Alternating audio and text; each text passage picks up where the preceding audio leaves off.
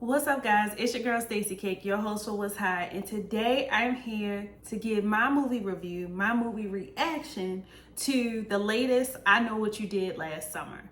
So I went and saw this movie during the week, I think, for like AMC's or Discount Tuesdays, and I must say overall it was better than what I thought. So make sure you guys like, share, subscribe, and comment, and let's get into it.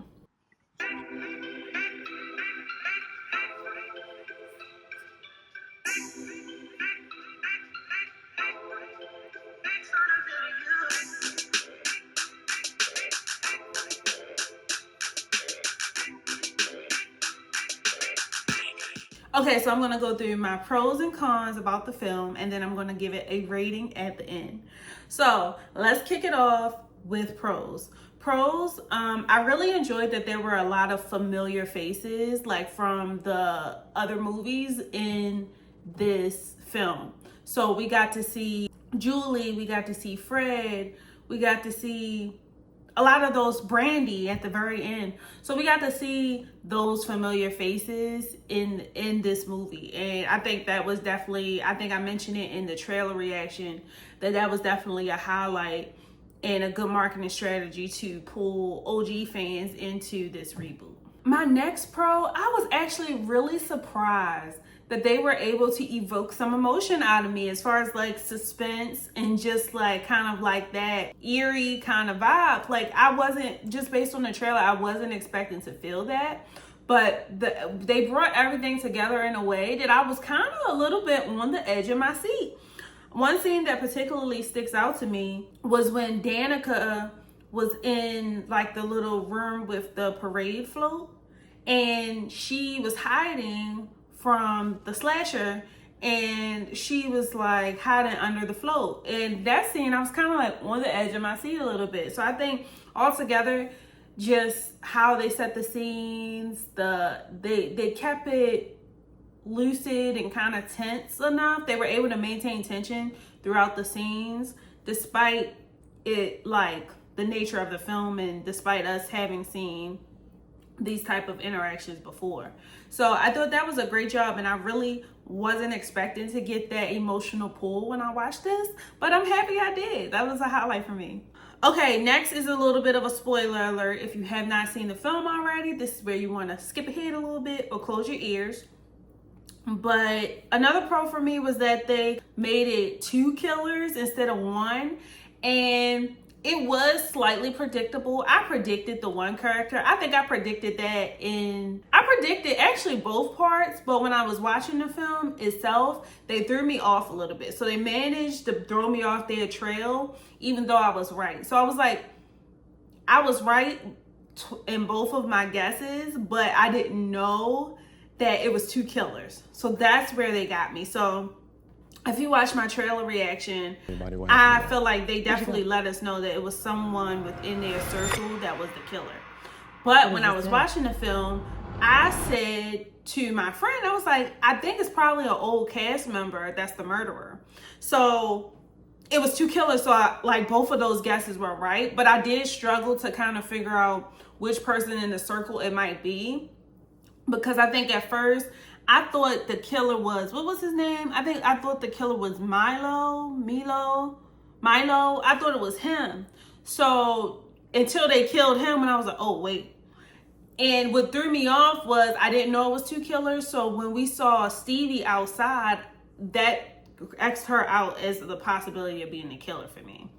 But it turned out to be her and Freddie. So, what was his name? Ray.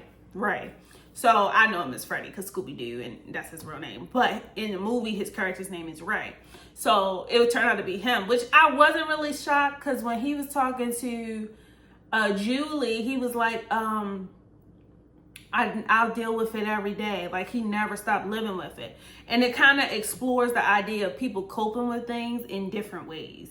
So yeah, I guess that, but I thought it was slick of them to make it 2 killers. Although I do kind of feel like it started to remind me of the Scream franchise a little bit, but it might just because it's a slasher. But yeah. Again, I kind of touched on this. I enjoyed that they had things that kind of threw you off of who you thought it might be.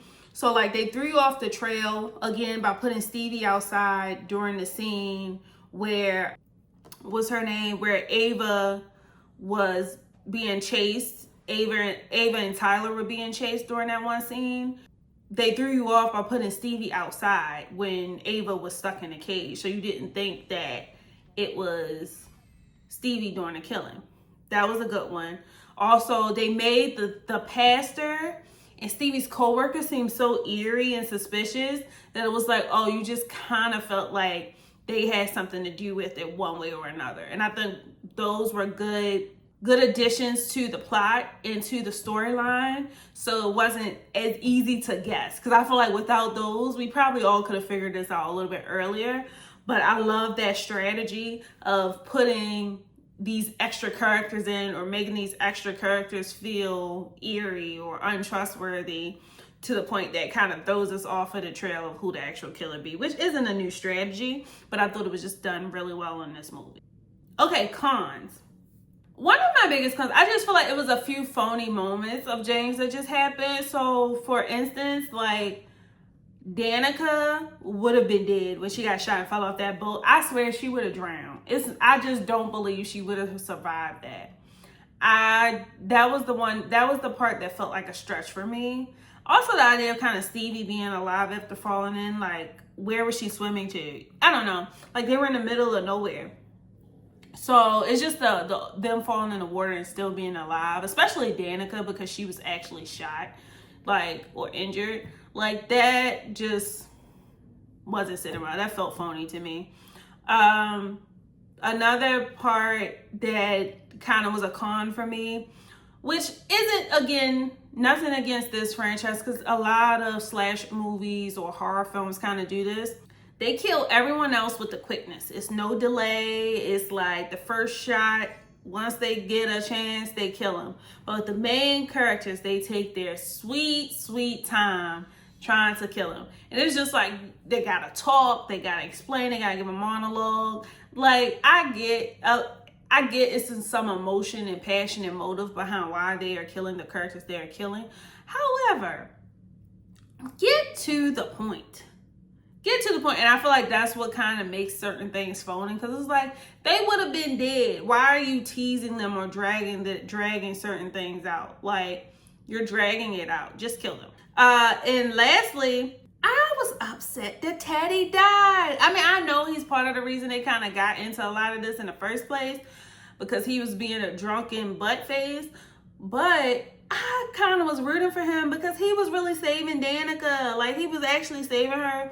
And like, they were mending things. And it was just kind of sad that he had to die. And I get he was plastered. He was a little drunk, so he was probably seeing double anyway. But for him not to see the slasher standing right there when he went in that little tunnel thing, I kind of felt like that was a little phony because the shadows were just shaped different. So the shadows of the statue or the figure that was there and the killer were just different. So it was just kind of weird to me that he didn't recognize the difference between that or didn't question that. But like I said, he was drunk, so maybe the idea was that he was seeing double anyway. But I was just very sad that Teddy died. That was just a person. This is not really a con against a real con, but it was a con for me. It was a con in my heart because I wanted Teddy to live.